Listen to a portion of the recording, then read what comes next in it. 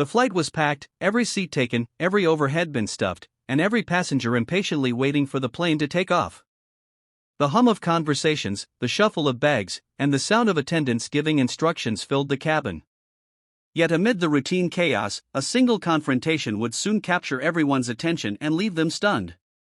Senator John Kennedy, known for his Southern wit and quiet humility, had boarded early and settled into his seat near the front. He had chosen a middle seat, unusual for someone of his stature, but he preferred to travel unnoticed, blending in with the crowd. He adjusted his glasses, pulled out a book, and prepared himself for the long flight ahead. Moments later, a woman appeared in the aisle, clearly flustered and impatient. Dressed sharply, with an air of entitlement that seemed to carry ahead of her, she stopped abruptly when she saw John sitting where she apparently believed she belonged. "That's my seat," she said firmly, her voice cutting through the chatter of the cabin. John looked up calmly, his blue eyes steady but kind. He checked his boarding pass, then hers when she waved it with visible annoyance. The truth was clear, the seat was his. She had been assigned a row further back. "Ma'am, it looks like your seat is a few rows behind me," John said in his usual gentle drawl. "I'd be happy to help you find it." But the woman wasn't having it. She huffed, crossing her arms. "No. I want this seat.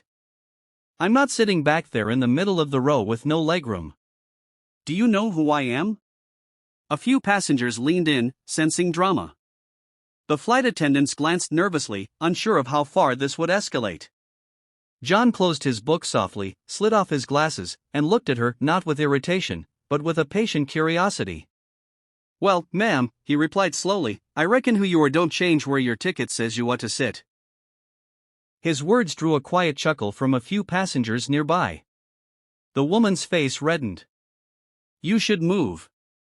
You don't need this seat. You're just a relic.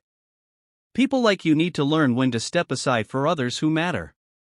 That word relic hung in the air. A hush fell over the row. For many, it sounded cruel, even disrespectful. The attendants moved closer, prepared to intervene. But John raised a hand slightly, signaling he could handle it.